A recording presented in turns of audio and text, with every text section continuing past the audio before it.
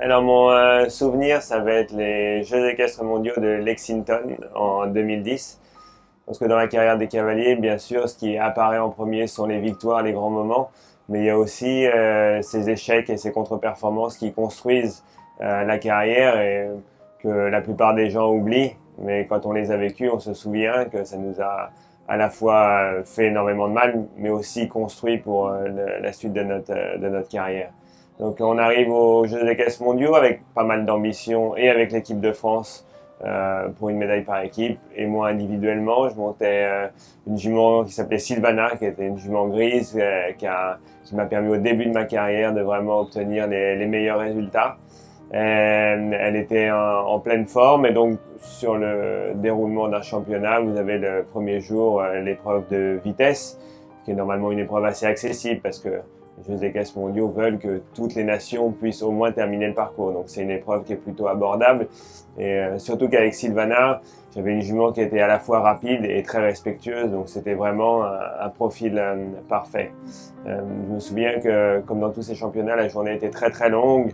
On passe par ordre d'équipe et le chef d'équipe avait décidé que j'allais passer en quatrième, donc j'étais arrivé le matin, bien sûr pour faire la reconnaissance et puis pour soutenir mes collègues.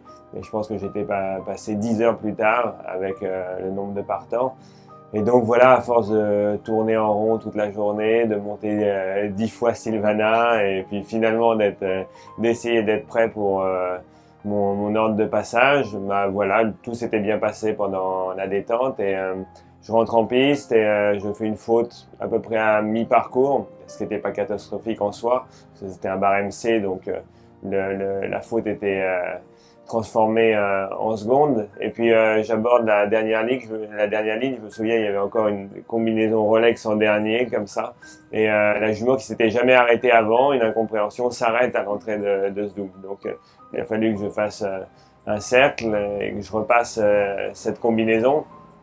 Et donc, je me souviens plus exactement, mais entre la barre, le temps perdu avec la volte et tout ça, j'ai dû terminer au-delà de la centième place. Je me souviens que ce parc équestre à Lexington était bien sûr immense, et que la piste principale euh, euh, avait la détente et plein d'accommodations autour, mais que pour rentrer aux écuries, le chemin était très très très long. Et pendant ce chemin, j'essayais de contacter Xavier Marie, qui était le propriétaire de Sylvana, avec le haras de Hus.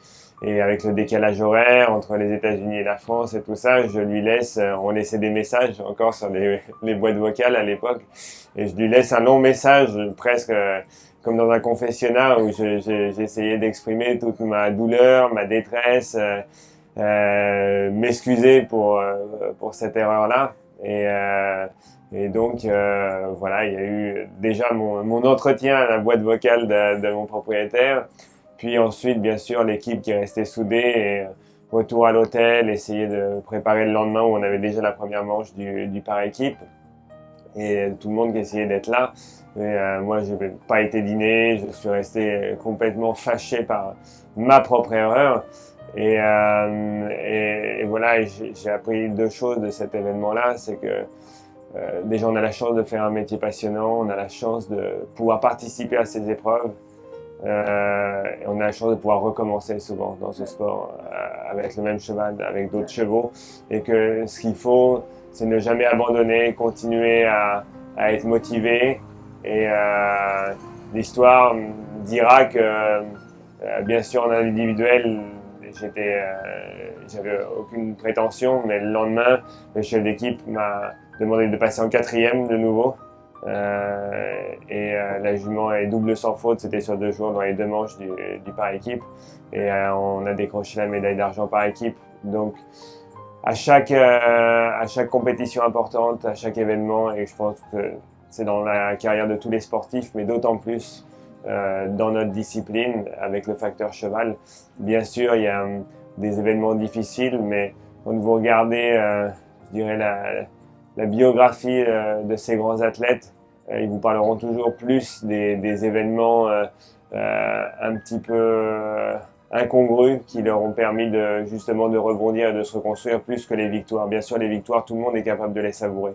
Mais un vrai champion est capable d'essuyer les défaites et de se reconstruire dessus. Je dis pas que j'en suis un, mais en tout cas, ça a été l'expérience de ce niveau-là en me disant, OK, bien sûr que si tu veux faire ce sport à haut niveau, il y a des journées comme ça, il y en aura d'autres. Il va seulement falloir être plus fort que ça pour les affronter et recommencer.